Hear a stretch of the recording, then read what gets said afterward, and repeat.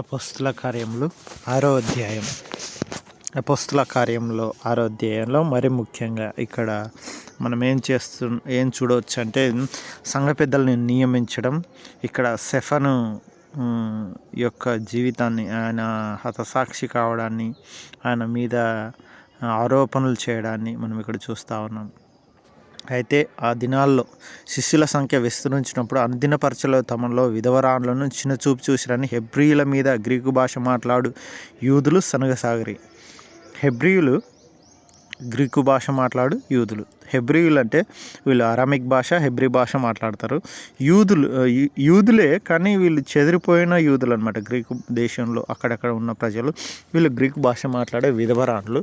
అయితే వీళ్ళకి మాకు సరిగ్గా సహాయం చేయడం లేదంటే విధవరాన్లకి భోజనాలు పెట్టడం కానీ, వాళ్ళకి సహాయం చేయడం కానీ, ఆర్థికంగా సహాయం చేయడం కానీ, ఆహారం పరంగా, ఆరోగ్యం పరంగా వాళ్ళని చూసుకోవడం కానీ, ఇది కూడా ఎవరు చేసేవాళ్ళు అంటే ఆల్రెడీ ఈ పేతురు, యోహాను గారు అపోస్తులైన వీళ్ళు అపోస్తులే చేసేవారు.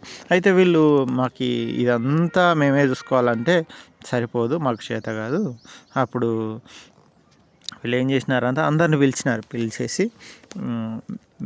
ఈ పరిచర్య కొరకు కొందరిని ఏర్పాటు చేద్దాం. ఎందుకంటే మేము వాక్యంలోను ప్రార్థనలోను, అంటే వాక్యం ప్రకటించడంలోను ప్రార్థనలోను నిమగ్నమవుతాం. ఇందువల్ల ఎందుకంటే ఇది నమ్మకమైన విశ్వాసులైన కొందరికి ఈ పరిచర్యను అప్పగిస్తాను అన్నట్టుగా వీళ్ళు అపోస్తులైన వారు 12 మంది వాళ్ళు అన్నారనమాట. అందుకోసమని 7 సంఘ పెద్దలను నియమించారు ఇక్కడ. దీంట్లో ముఖ్యమైన వ్యక్తి ఎవరనంటే స్టెఫన్గా ఉన్నాడు. స్టెఫను చాలా ముఖ్యమైన వ్యక్తిగా, మొదటి హతసాక్షిగా కూడా ఈయన ఉన్నాడు. అయితే వీళ్ళు నియమించబడిన ఈ సంఘ పెద్దలు, పరిచారకులు ఎలాంటి వారంటే విశ్వాసంతోనూ పరిశుద్ధాత్మతోనూ నిండుకొనిన వారైన స్టెఫనును, అంటే వీళ్ళు విశ్వాసంలో ఉండాలి, పరిశుద్ధాత్మతో నిండుకొని ఉండాలి. అంటే వీళ్ళు ఓన్లీ నమ్ముకొని ఉన్న విశ్వాసులు కాదు, మొదట్లో ఉన్న పరిచారకులు. వీళ్ళు విశ్వాసంలో బలంగా ఉన్న వ్యక్తులు, పరిశుద్ధాత్మతో నిండుకొన్న వ్యక్తులుగా కూడా ఉన్నారు. అయితే కొన్ని సంఘాలు ఉన్నాయి.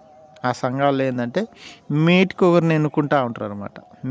మేటి అంటే ఒక కుటుంబంలో నుంచి ఒకరు, అన్ని కుటుంబాలు ఉన్నాయి కదా, ఒక్కొక్క కుటుంబంలో నుంచి ఒకరు. మంచిదే, అందరి కుటుంబాల నుంచి అందరిని ఎన్నుకోవడం మంచిదే.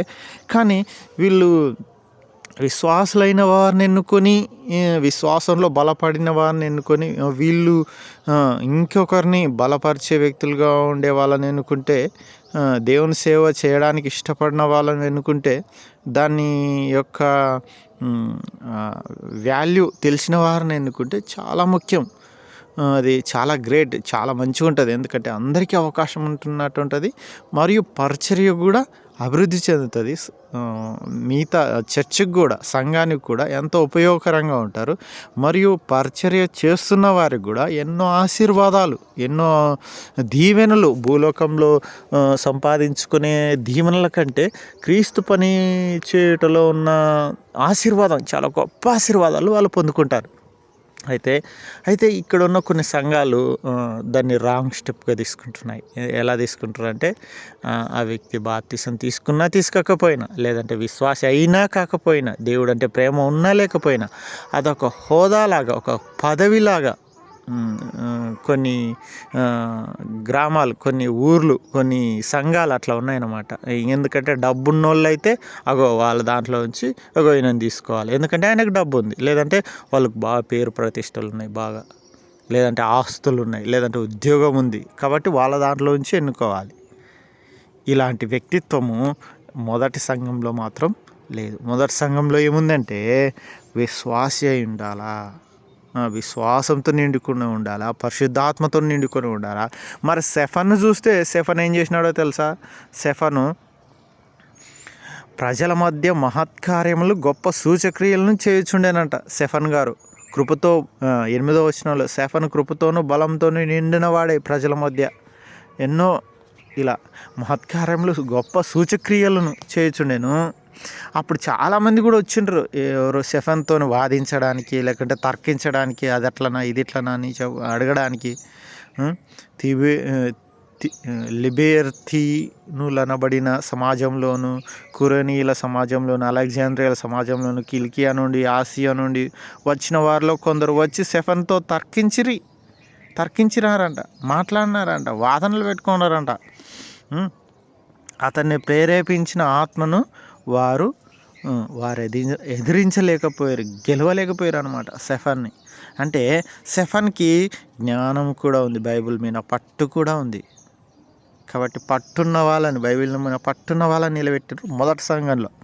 మరి ఇప్పుడు సంఘంలో బైబిల్ అంటే ఏందో తెలియదు, ప్రార్థన అంటే తెలియని వాళ్ళని కూడా నిలబెడతారు, విశ్వాసం లేని వాళ్ళని నిలబెడతా ఉంటారు. ఇది చాలా చాలా ఎంతంటే చెప్తే దీన్ని ఎవరు అంగీకరించరు, ఎవరు దాన్ని పెడచెవిన పెడతారు, నీకు తెలియదులే అంటారు. కానీ ఇది ఎన్ని సంఘాల్లో అంటే చాలా సంఘాల్లో ఇది జరుగుతూ ఉంది, మిస్టేక్ జరుగుతూ ఉంది. కనుకనే కొంతమంది చర్చికి రావడానికి కూడా ఇష్టపడరు వీళ్ళని బట్టే. ఎవరంటే విశ్వాసం లేనివాడు ఆడ అధికారిగా ఉంటాడు, వానికి ఏ కార్యము క్రీస్తు కార్యం చేయాలంటే కూడా తెలియదు సర్లే అని చెప్తుంటే ఎవరన్నా తెలిసిన వారు చెప్పి కార్యం నడిపిస్తామంటే కూడా అడ్డు కట్టేస్తారు. అంటే అడ్డు చెప్తారు దాన్ని, వద్దు అన్నట్టుగా. అంటే మరి దాని గురించి పూర్తిగా తెలుసని వద్దంటున్నారు అంటే కాదు, లోక జ్ఞానంతో నాదే సాగాలి, నేనే ఉండాలి అనే జ్ఞానంతో,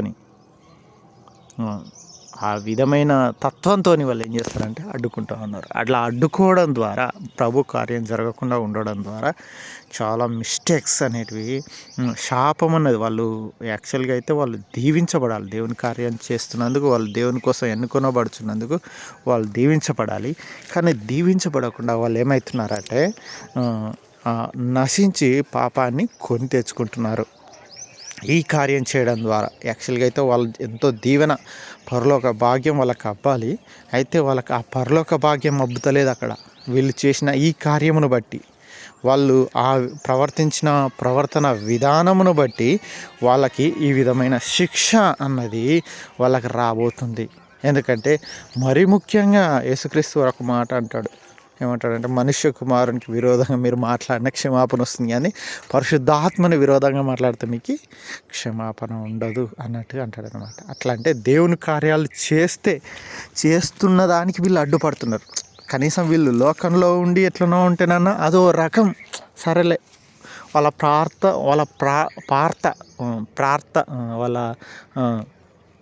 వాళ్ళ పాత్ర అక్కడ వాళ్ళ కనపరచుకోకపోయినా ఓ రకం. కానీ వాళ్ళవి అడ్డుకట్టేస్తున్నారంటే వాళ్ళు బలంగా సాతాను కోసం నిలబడిన సైనికులు అని చెప్పొచ్చు అనమాట. అలాంటి వ్యక్తులుగా తయారవుతున్నారు సంఘాల్లో. మరి స్టెఫెన్ గారిని చూద్దాం. మరి స్టెఫెన్ గారు ఏమైనారంటే, స్టెఫెన్ గారి మీద ఏం చేసినారంటే వీళ్ళందరూ కలిసి ఒక మహాసభ వారికి అప్పగించినారనమాట. అబద్ధ సాక్ష్యాలు, ప్రజలు, పెద్దలు, శాస్త్రాలను రేపినారంట వీళ్ళందరూ, కొంతమంది మనుషులు కలిసి ఆయన మీద. ఈయన మోషే మీదను దూషణ వాక్యాలు పలికినాడు, ఇంకా దేవుని మీదను చెడ్డ మాటలు పలికినాడు అని ఆయన మీదికి కొంతమందిని రేపినారంట.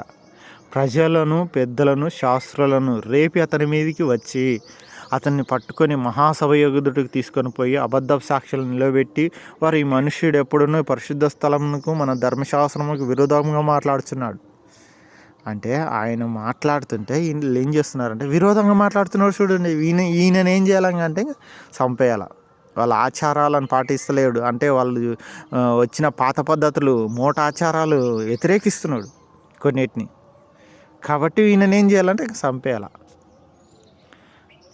అయితే ఆయన నిజంగా మోషే ధర్మశాస్త్రాన్ని మొత్తమే తీసేసిండ అంటే లేదు, తీసేసేలేదు, ఎప్పుడు అట్లా తీసేయలేదు. కానీ వీళ్ళ వాదనలో వీళ్ళు గెలవలేకపోయారు కాబట్టి ఏదో ఒకటి అట్లా, వీళ్ళకి తెలియదు కాబట్టి మోషే మనకిచ్చిన ఆచారంలో మార్చుకొని వీడు చెప్పగా మేము వింటిమనిరి, మార్చునని వీడు చెప్పగా వింటుంది. సభలో కూర్చున్న వారందరి వైపు తెరుచుడుగా అతని ముఖము దూత ముఖము వలె వారికి కనబడని. ఇంకా ఎవరు ముఖం కల్పించింది అంటే, యాక్చువల్గా అయితే వీళ్ళు మోషే దాన్ని తిరస్కరిస్తున్నాడు, మోషే ఆ ధర్మశాస్త్రాన్ని మోషేని తిడుతున్నాడు. అంటే ఇక్కడ ఆయన మోషే ఎక్కడైతే పర్వతం దగ్గర 40 రోజులు దేవునితో ముఖాముఖిగా ఉన్నప్పుడు ఆయన ముఖం ఎలా వెలిగిపోయిందో, ఇక్కడ కూడా స్టెఫను యొక్క ముఖము దేవదూతల ముఖం వలె వారికి కనపడింది, తేజోవంతంగా కనపడింది అనమాట.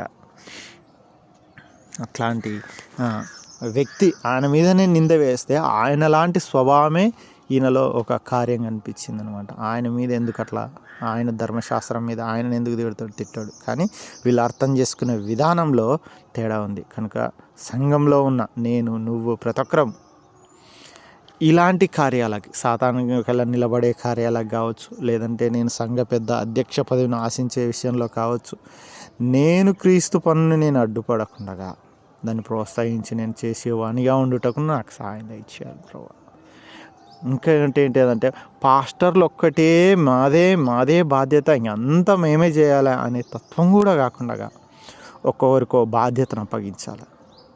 ఇది కొన్ని సంఘాల్లో అసలు సంఘ పెద్దలనే ఉంచరు. ఎందుకంటే వాళ్ళు సంఘ పెద్దలు ఉంచినారనుకో వీళ్ళ పెత్తనం పోతుంది, కొన్నిసార్లు వీళ్ళు డామినేట్ అయిపోతారు.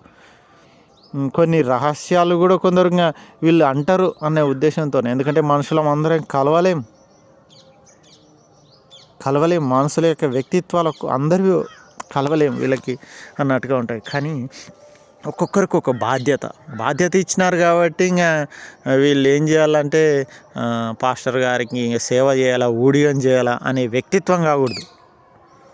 పాస్టర్ గారు అంటే ఒక హోదా, ఇంకా గొప్ప సేవకుడు, వాళ్ళకి సేవ చేయొద్దు అనను, సహాయం చేయొద్దు అనను, కానీ వాళ్ళ కింద పని మనుషులుగానో లేకపోతే వాళ్ళ కింద ఏదో వాళ్ళంటే ఇంకా గొప్ప స్థాయిలో ఉంచి ఇంకా వాళ్ళ కింద ఊడియం చేసే వ్యక్తులుగాను మాత్రం ఉండకూడదు. దేవుడు ఎవరికి నీ దాసులుగా ఉండకూడదు అంటాడు. మనుషులకి ఎవరు మనం దాసులుగా ఉండకూడదు, కానీ సహాయం చేయడంలో, వాళ్ళకి సహాయ అవసరతలు తీర్చడంలో, వారు ప్రార్థన చేసుకుంటుంటే వాళ్ళ పరిచర్య విషయంలో వాళ్ళకి ఏదన్నా సహాయం కావాల్స్తే సహాయం చేయాలి, అంతేగాని ఊడియం చేయకూడదు. కనుక పాస్టర్లు కూడా గుర్తుపెట్టుకోవాలి, మనకు ఎవరైతే సహాయం చేస్తున్నారో వారి గురించి ప్రార్థించాలి, వాళ్ళకు మేలు జరగాలి, వాళ్ళ లైఫ్ సెటిల్మెంట్ బాధ్యత, వాళ్ళ గురించిన భారం కూడా పాస్టర్ గారిదే ఉంటుంది. కనుక ఇది కూడా జ్ఞాపకం ఉంచుకోవాలి. కనుక కొన్ని సంఘాలు ఎట్లున్నాయంట అంటే ఓన్లీ పరిచర్య, చేపలు వరసనిక మాత్రమే, లేకపోతే ఇంకేంటిది లైట్లు వేయనిక, గిన్నెలు తుడసనిక, వాళ్ళ ఇంట్లో కొన్ని పనులు చేయించుకునికనే వాడుకొని ఇదే దేవుని సేవ, ఇదే పరిచర్య. తర్వాత ప్రార్థన లేదు, వాళ్ళకి ప్రార్థన ఇయ్యరు, వాక్యం చెప్పడానికి ఇయ్యరు, ఎందుకంటే నువ్వు అర్హుడు కాదు, నువ్వు ఎంతో తక్కువడివి అన్నట్టుగా. అవకాశాలు ఇయ్యని సంఘాలు ఎన్నో ఉన్నాయి. ఇక్కడ తర్కించడానికి కూడా స్టెఫన్ నిలబడ్డాడు. అలాంటి వ్యక్తులుగా ఉండాలి. రేపు సంఘాన్ని, నా తర్వాత సంఘాన్ని నడిపించాలి అనే తత్వము పాస్టర్లో చాలామందికి రాదు. ఎందుకంటే అందరూ అయిపోతే నాకు గిరాకీ దక్కిపోతుంది అన్నట్టుగా. ఇలాంటి వ్యక్తిత్వ కమర్షియల్ మైండ్ అనేది చాలామంది పాస్టర్లకు వస్తూ ఉంది. కానీ విశ్వాసంలో వాళ్ళ బలపడిన తర్వాత దేవుడు ఏదో విధంగా వాడుకుంటాడు అనే విషయాన్ని మర్చిపోతాను.